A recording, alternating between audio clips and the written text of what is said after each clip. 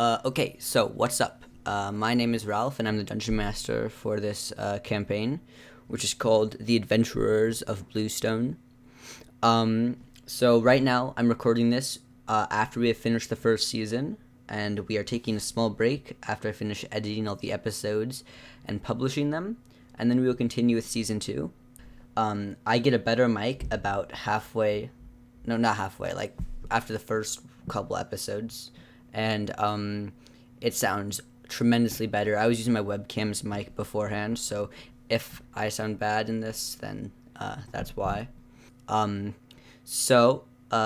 of all, I just want to say that you are, if you're watching this on a podcasting service, I want to let you know that you can also watch it on YouTube, and if you do that, you can see our faces and stuff like that. So the link for that will be in the description. And if you're watching on YouTube, kind of like vice versa, if you want to watch it as you're running or doing something, you can find it on most podcasting services. So, yeah. Last thing is that I cut out about 60, maybe 70% of the footage while editing these, and the reason is because there's just way too much raw footage. So you are basically only listening to the crucial story or plot points. If you want to hear everything, if there's mini side quests or just us talking about random stuff, then you can watch the Twitch streams, which happen about once every week. So my Twitch is twitch.tv/magicspell_bs. And I also stream games and stuff there, but you need to watch that. If you just want to watch the D&D stuff, that's fine. Anyway, let's get on to the first episode of The Adventurers of Bluestone.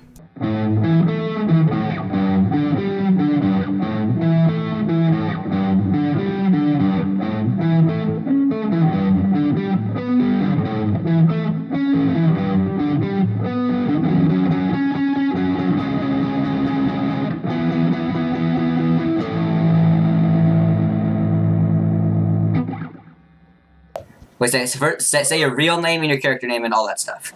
My name is Zilgrim. My actual name is Calvin, or as some of you might know me, Calm Dodge as my gamer tag or whatever. But anyway, my character is a half-orc who was abandoned as a child and was taken in by the church and has always been grateful for his life as a devotee to the faith of Yuka, right? Or is it Yuka? 1 second.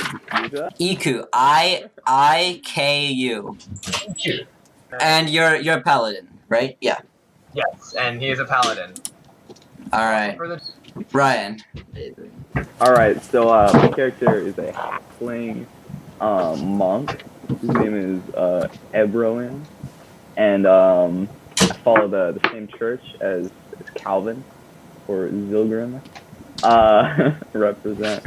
And yeah, that's about it. I don't have much of a backstory so far, except that I don't know, bit of a pub-ridden kind of dude, His life's not. Well, you're a drunken master though, right? Drunken master. Well, yeah, that kicks in at level 3 though. Yeah, but we can still put into the story part of it now, right? Oh yeah, sure. Well then he's just he's a drunken master who just sort of spends a lot of his time at the pub. People know him, That's why I chose the folk hero background. And that's about it. All right. I'm Vodak. I am a Goliath barbarian.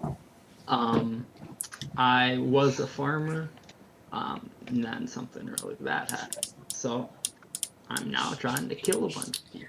So I've never had somebody be a Goliath before. So how much bigger than a normal person are you? You can still fit. Almost 8 feet. So you can still kind of fit in buildings. Yeah. You're not okay. Yeah. I was just. And then my name's Fried Clan Farm, or Fried Clans on other stuff. Yeah. All right. All right. So really fast, I'm just gonna share some of the history of the world, not the history, but just kind of like what the world is. So there are 5 islands. They're kind of like continents, but I guess the people in this world don't know the word continent, so they're just called islands. And the main islands are Fugia, Skomal, and Duntis. And Fugia is mainly elves, Skomal is mainly dwarves, and Duntis is pretty mixed. Duntis is where our campaigns is taking place also. The other island to the bottom is Golam. That's where all the orcs come from, and it's very cold. And the island to the top left, Calendir, that is not discovered yet by like everybody in the world. So just pretend like it doesn't exist because you guys aren't going to be able to know about that. All right, so we start off in Griffin's Tavern. Calvin, you hear somebody say, "Hey!" Like they're, it's directed at you from behind you. I'm gonna look behind me. No. So you see a full orc standing. He's a little bit taller than you, and he says, "Hey, you want to go talk outside?" I say, sure. All right. And then I just stand up and leave with him. All right. So you guys walk outside and you go into like this alleyway, and he says, I stay on alert. I don't Okay. wanna, like, die. He says, "You know, it's not common to see another orc around these parts." Yeah, you can say that again. And he says, "I've been better." And he says, "Do you know the story about the land we lost?" No, I'm unfamiliar. He's like, "I see you've not been educated. No, sir. The land of the filthy dwarves, Skomal as they call it now, was actually once ours. But it was taken from us centuries ago. But listen," and he kind of gets quieter and like closer to you. He says, "We're planning to take it back. If you would like to join us, you should join the Crimson Clan. You could do us you could give us much help." And he gives you like a little like flyer with a symbol on it that looks like a circle with like 2 curved lines coming up from the bottom. I say, but sir, aren't you happy with what you have right now? This kind of makes him a little bit more angry. He says, "Why should we be happy with what we have if what we have is we've lost so much because of the dwarves? We used to have so much more." And he says, "We found Skomal first, and we were slaughtered for it." I understand. I will think about this. Have a good night, sir. He says, Yo. if you would like to attend one of our meetings, you just," and he gives like directions to like a house. I'm not gonna say all of them because yeah. All right.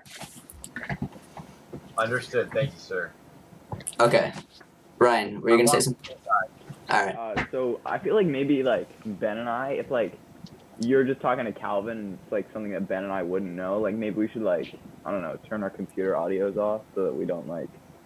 So He's saying. I was thinking about that, and I don't know. Should we? Because then the campaign would be like. I mean, it's up to you. Because normally you guys would just have to like pretend like you don't know I it. don't want us to know something that he's just saying to Calvin. I think that's a good idea. But at the end of the day, it's like it's your choice. Well, I mean, I would just expect you to like play your character as if you didn't know it, right? Yeah, absolutely. That's fine. I don't know. We could definitely, that would make the campaign much better because you would like genuinely be surprised for some things. Exactly. Yeah. I mean, I'm. On You want to do that from Discord, now on? Should we? All right. Who thinks? All right. If you guys are fine with it, yeah. on Discord, It's up to you. I mean, it's up to you. setting. There's what? There's like the mute button, and then there's the headphone button. If you press The the headphone deafen, button, yeah. all of your audio Yeah. cuts out. So okay, we will do that next time. If you guys are separated for like something that isn't like a secret or important, you won't have to mute. But if it's something like that, then yeah. All right. So it's 7:00, and Calvin. Actually, all right. I'm sorry, guys, but Ryan and Ben, can you guys deafen? Yes. Anyway, Calvin. So are you gonna go to that house that he said to go to? Oh, All right. Yes, I am. Okay, so you walk down, and the neighborhood is kind of getting like worse and worse the farther like you follow the directions until you find like this house, and it looks pretty run down, but still kind of pretty like a pretty good sized house. And you can see it's like one of the only houses on the block that has lights on inside. Oh, okay. And you can see that there's an orc guarding the front door. Okay. I'm going to confidently walk up to him. All I'm right. going to say, "Good afternoon, brother," or He's- however. my He name is. he clutches his axe. He's holding a great axe. He like you can kind of like him grab it a little bit tighter. But he says, "Hello. What is your business? Why are you here?"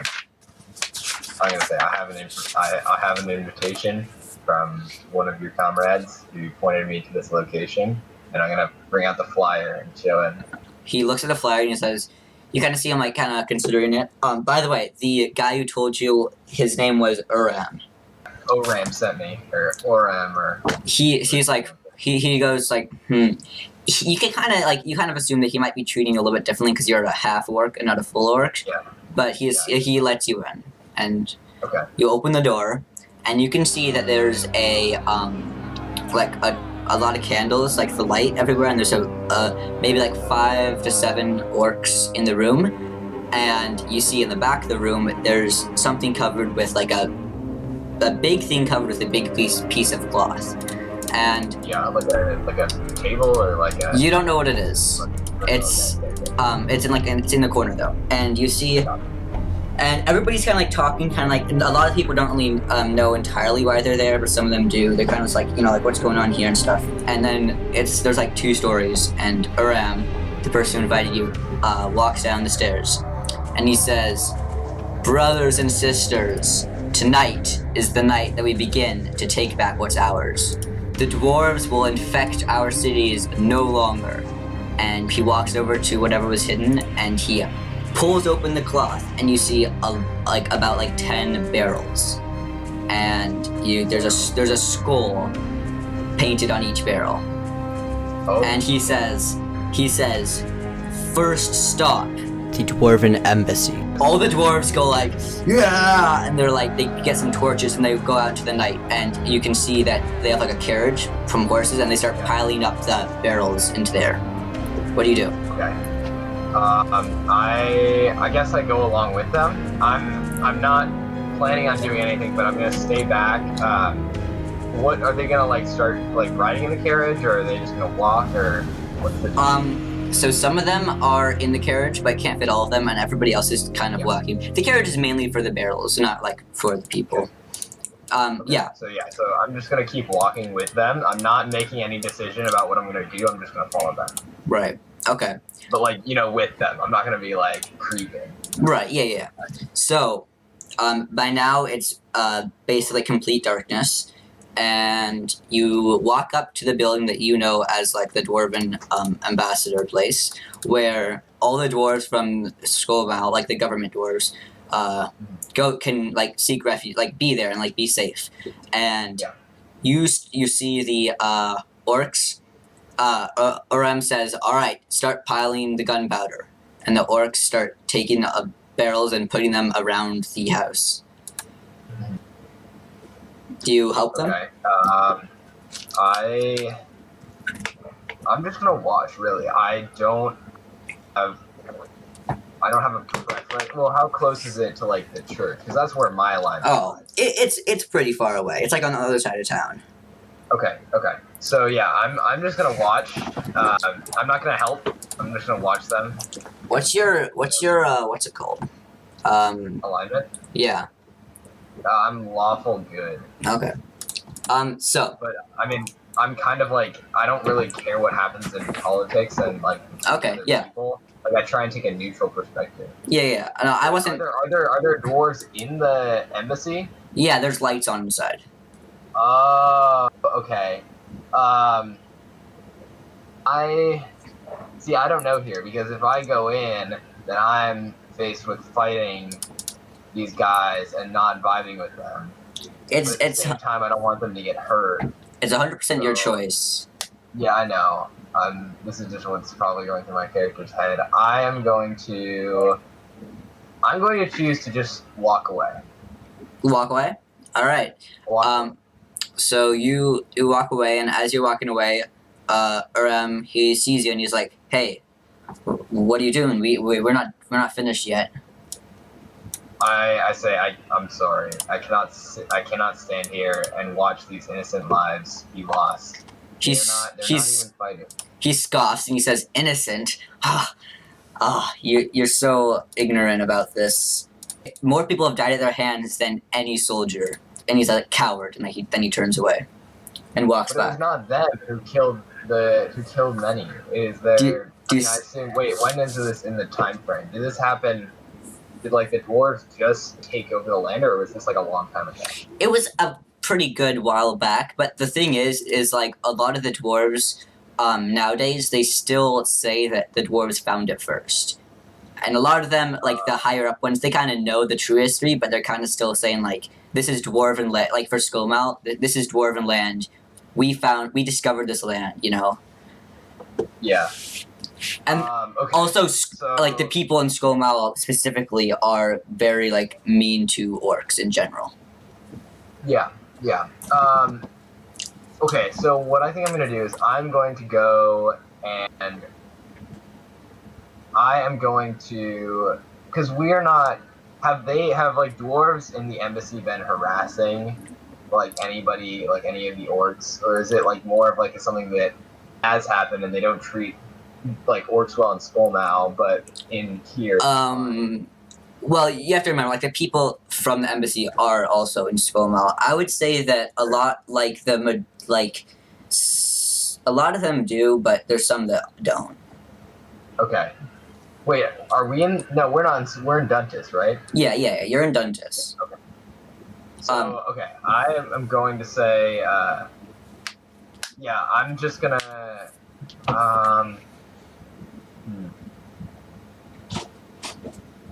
You assume that it's not like every dwarven ambassador is in that house right now, but there is at least like some people in there. You know that. Yeah. I really don't think that my character would think that that's right. I guess, you know what? I'm gonna scoff at his comment. His comment is saying you're a coward. It's gonna rile me up. And I'm gonna be like, a coward? Really? And I'm gonna run in there and I'm gonna start helping them. Helping the people? So you open the door? Alright. No, helping the people to blow the place up. Oh, shoot. Okay. Alright, yeah. Alright. So, you start piling up more gunpowder, and he gets like a smile on his face. Okay. So, everything's piled up, and you see that Uram has been, kind of focusing on something on the ground, and, pouring something. And as you can see, he's basically making it like a fuse for the gunpowder, but he's put it in a special pattern. And he says, he yells, "For the orcs!" And everybody else yells, "For the orcs!" And then he takes his torch and drops onto the fuse. And as it lights up, you can see that the fuse lights in the shape of the Crimson Clan symbol, which is like a circle and two curved lines at the bottom. And then it leads back to the house, and the entire thing explodes. Wow. Yeah. That's powerful. Yeah. So. It was a lot of gunpowder. Yeah. I'm gonna say for the orcs, under my breath. Yeah. And then what are they gonna do? Do they start heading back? Oh yeah, so everybody in the houses around, people are getting outside, they're screaming, and they're ringing the bell to call the guards and stuff. So Uram screams "Run!" and all the orcs just scatter. Yeah. Alright. Where do you go? Okay, so I'm gonna run back to the church. I'm just gonna run back to the church and hopefully not get caught. Okay, so thank you guys so much for watching this first episode of The Adventures of Bluestone.